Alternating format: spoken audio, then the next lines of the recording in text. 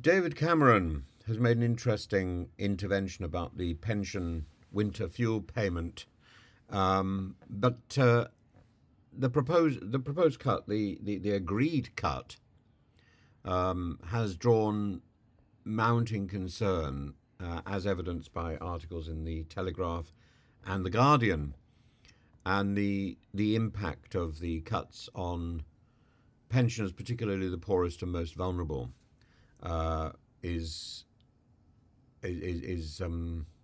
threatened.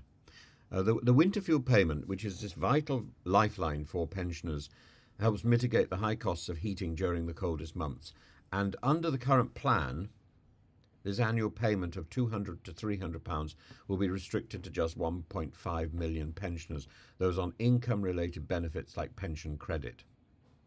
And many pensioners, it is not that they're not eligible for the pension credit, it's that they haven't completed the paperwork. They wouldn't know how to complete the paperwork. The paperwork is intimidating. So this takes the payment down from 10.8 million pensioners who benefited last year to 1.5 million, a significant cost saving. And critics argue this will leave, however, many struggling to afford heating, exacerbating the existing cost of living crisis. And I would add that this sort of knee-jerk change just in the few months approaching the winter is unfair, unreasonable, and unkind. And the Guardian highlights, so if somebody wants to get onto pension credit now, they probably can't in the time. So as the Guardian highlights, opponents of the policy have pointed out that many pensioners just above the threshold for benefits will miss out, potentially leading to financial and health risks. David Cameron's intervention in the House of Lords on Monday, I think, the 9th of September anyway, is worth noting.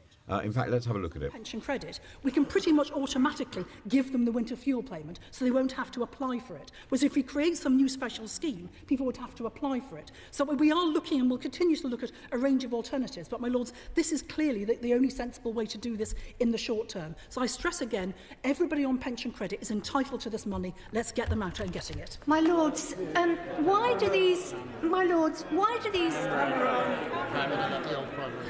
Cameron! My Lords, as someone who made a promise to Britain's pensioners to keep the winter fuel payment and kept that for 6 years as Prime Minister, can I make a gentle suggestion to the government, which is, instead of this misguided attack on the winter fuel payments, why not simply say that pensioners who are either higher rate taxpayers or additional rate taxpayers don't receive the winter fuel payment? You may only raise 10% of the money, but you'd save 90% of the shame and embarrassment of the current position. I'm grateful to the noble lord. The noble lord will remember that the previous government decided to do something similar with child benefit, that it wanted to means test that, but because it couldn't find a way to do it, it decided just to get those who were higher rate taxpayers. He may also remember the massive complications that flowed from that, about the fact that the tax system is individual in the benefit system household, about the fact that it ended up causing huge complications, and they effectively had to relitigate to do it all over again. My Lords, we need to find something that works, that's straightforward. The pension credit system is established, people know it's there, our job is to just make sure they can apply for it. Now, my Lords, if we can do that, we can make sure that they get not just this £200 or £300, but the thousands of pounds they might be entitled to under pension credit. And, my Lords, we have absolutely committed to looking after pensioners. The triple lock gave people £970 the year before, £900 this year, and who knows what the earnings data, but it could be several more £100 this year as well, my Lords. We'll keep investing in pensioners, but we'll direct more to those who need it most. My Lords, tough decisions always hit the poor and not the fossil fuel companies and the water companies. Well, my Lords, this decision, of course, will hit pensioners. Most of the pensions hit by this will not be the poor. That's the point of it, are those who actually get money at the moment. But, my Lords, absolutely, the noble lady has an absolute point about making sure that that polluters pay, and this government is addressing those questions as well. Donal question, Baroness, go here. Cameron expressed concerns about the particular form of the cut, and then he he's supported really in his concerns by Rishi Sunak, who asked in Prime Minister Questions on Wednesday about whether there was a detailed impact assessment on how this policy might affect pensioner health and well-being, and calling for a reconsideration of the cuts, both of them, at the very least, with adding additional measures to mitigate the harsh effects of these cuts. Cameron's stance echoes the concern of pensioner advocacy groups and charities, many of which have long argued that removing universal benefits like the winter fuel payment risks leaving significant numbers of pensioners in hardship, particularly those who have not claimed all the eligible benefits and who struggle to complete the extraordinarily complex form filling with the very elliptical questions, which often, even if you are the most, even if you have the keenest mind, these forms are very difficult to fill out. It's not straightforward.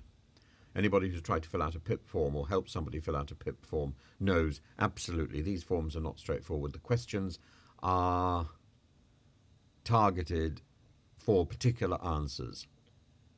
Keir Starmer, meanwhile, is facing increased pressure to address these concerns in the upcoming budget, and I hope he does. Despite the Labour Party's recent victory in the Commons vote, therefore, where the Conservative motion to reverse the cut was defeated by 120 votes, there's a growing rebellion within Labour ranks, and the Telegraph reports that dozens of Labour MPs are uncomfortable with the policy, even those who voted for it, but particularly those who abstained from the vote, with many pushing for further measures to support vulnerable pensioners. The Guardian also notes that some MPs, like Richard Maskell, have been outspoken in their criticism of the policy, citing pensioners' fear of turning on their heating due to cost concerns. And the broader political dynamics are also noteworthy, with Rachel Reeves, the Chancellor, framing the cut as a necessary part of addressing the £22 billion fiscal shortfall, which is possibly, again, a little bit of over-egging the omelette, because that £22 billion fiscal shortfall doesn't materialise until 2028. And that's if everything continues along the same trajectory. So there is tension within Labour over the justification of these measures. And it's a little bit like seeing a new teacher coming into a classroom and throwing out lots of detentions willy-nilly to establish his authority. I don't think a government should be playing these silly authority games. So while the government is urging pensioners to claim pension credit, well, if there is time, if there's time to fill in the form, if there's time for the form to be processed, if there's time for the pensions people to then get back to the pensioners in question, and then for them to receive the pension credit in time before the cold weather starts, critics argue that means-tested benefits fail to capture all those in need. Absolutely, especially given the significant numbers of eligible pensioners who do not apply.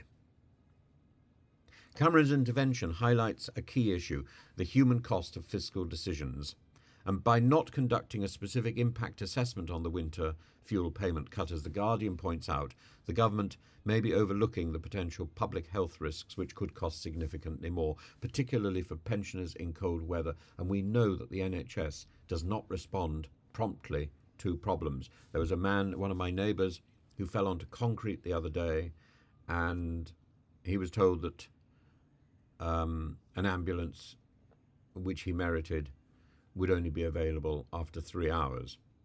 So by the time he got to the hospital, he was then waiting for a further 9 hours in a chair for a scan, and still didn't see a doctor to assess what was wrong.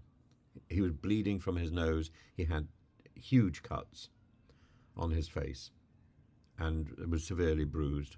He's now waiting in hospital in a bed, and as far as I know, he still hasn't been seen by anybody. The NHS is at breaking point. It cannot take a huge number of pensioners who have struggled because of the winter fuel cut.